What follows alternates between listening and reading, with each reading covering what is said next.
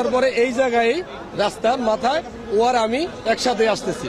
এর মধ্যেই মহিলা আর কয়েকটা ছেলে একজনকে ধাওয়ানি মারছে, সে সাদা শার্ট গায়ে দেওয়া, ধাওয়ানি দেওয়ানে সে ওই দৌড় দিছে, ওই ধরনের স্যান্ড বাইর করছে, ওই ছেলেটা তো বাঁচার লাগে দৌড় দিছে। কারণ ও আমার কাছেই, ও হঠাৎ করে পিছ দিয়ে দৌড় দিল, ও আমার মোবাইল বাইর করছে, বুঝতে পারছেন? তো মোবাইল বাইর করে তখন আমি ওরা খুঁজতেছি কই গেল, সব আলজল লেগে গেছে গা, যে কি ব্যাপার ঘুমনে কি হইলো, কেরা ওই যে স্যান্ড দাওয়াইতেছে। আমি পিছে পিছে দৌড় পারি, এদিকে দৌড় পারি, পরে শুনি যে এই জায়গায় আইসা এই দোকানের মধ্যে তারা কোপাইতেছে। তখন আমি ওই দূরে যে ব্যাপারটা কি, তখন আমি তো এখানে আসতে পারতেছি না। তখন আমি সাথে সাথে পুলিশের গাড়ি এখানে থাকে, আমি পুলিশের জন্য খোঁজ করতে যাই, না পাইয়া আমি সাথে সাথে বাসন থানার ওসিকে আমি ফোন করি। ফোন করার পরে সে বলছে যে আমি টিম পাঠাচ্ছি, এইটুকুই জানা। পরে তো সে ধইলা পড়ে যায়। সাংবাদিক আসাদুজ্জামান তৌহিন, তাকে কে বা কারা দুষ্কৃতিকারী কুপিয়ে হত্যা করেছে। আমরা এখানে আসার পরে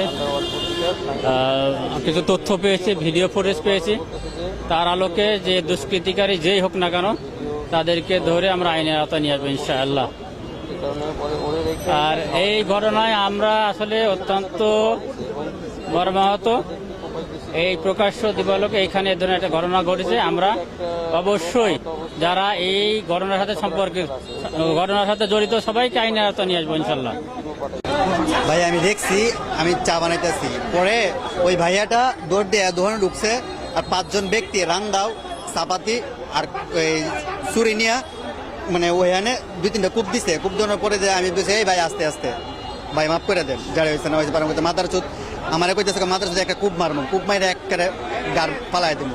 পরে আমি আমার মতন মানে ভয় পাইয়া আমি মনে করি নিচে মানে থমকাই গেছি আর কি। পরে কি হয়েছে ভাই আমি আর মনে করেন যে আমি আর 5 মিনিট পর্যন্ত গেলে ওই হয়নি গেলে মানে বসে আসছিলাম, মানে পরে কি হয়েছে আমি আর কিছু কই যাতাম না বড় ভাই। বিষয়টা কিভাবে নিব আসলে আমরা দেখিও পুরো আতঙ্কের ভিতরে আছি। যেমন একটা ঘটনা এইভাবে চৌরাস্তার ভিতরে ঘটছে, কারণ সাধারণ মানুষ চলাফেরা করতে আতঙ্কের ভিতরে থাকে। যেমন সে নাকি পেশাগত একজন সাংবাদিক, সে ওই দিকে থেকে দৌড়ে আসছে আত্মরক্ষার জন্য, এখানে আইছে, এখানেও তার রেহাই পাইল না। শেষ পর্যন্ত তারা খুনেরা তাদের খুন কইরা চলে গেছে। আসলে এরা তো সঠিক তদন্ত কইরা যারা এটার সাথে জড়িত ছিল তাদেরকে আইনের আওতায় আনাই আমি সবচেয়ে ভালো মনে করি। দেশের পরিস্থিতি তো খুব খারাপই। এই চৌরাস্তা মোড়ে এত মানুষের মাঝে যদি কুবাইত হয়ে যায়, তাহলে মানুষের তো জীবনের কোনো নিরাপত্তা নাই, যে কেউ যে কোনো জায়গায় কুবাইতে পারে। ভাই নিশ্চয়ই এটা খুব খারাপভাবে দেখার বিষয়, কারণ আমরা তো এরকম বাংলাদেশ চাই না। আমরা এরকম বাংলাদেশ চাই না যেটাতে মনে হয় যে কোনো গার্ডিয়ানহীন একটা বাংলাদেশের মধ্যে বসবাস করতেছি, যেখানে আপনার একজন মানুষ আপনার যে প্রকাশ্যে খুন করে চলে যায়। ঠিক আছে, আমরা তো মানে শুনেই এটা হচ্ছে মানে মেনে নিতে পারতেছি না। একজন মানবিক হিসেবে, একজন সাধারণ মানুষ হিসেবে এটা কখনো মেনে নেওয়া যায় না। ঠিক আছে, মানুষ পশুরা কখনো পশুর মতো এরকম ধরনের কাজ করে না। এটা দেখে আমরা খুবই মর্মাহত। আসলে আমি তো যদিও পুরো ঘটনা দেখি নাই, কিন্তু চৌরাস্তার মতো এরকম একটা জায়গার ভিতর তাও অবশ্য প্রশাসনের ব্যর্থতা তো আছে, প্রশাসন অবশ্যই ব্যর্থতা, বড় ব্যর্থতা আছে।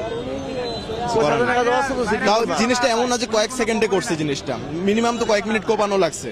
মানুষজনই বলতেছে যে একদম মৃত্যুর নিরাপত্তা, একদম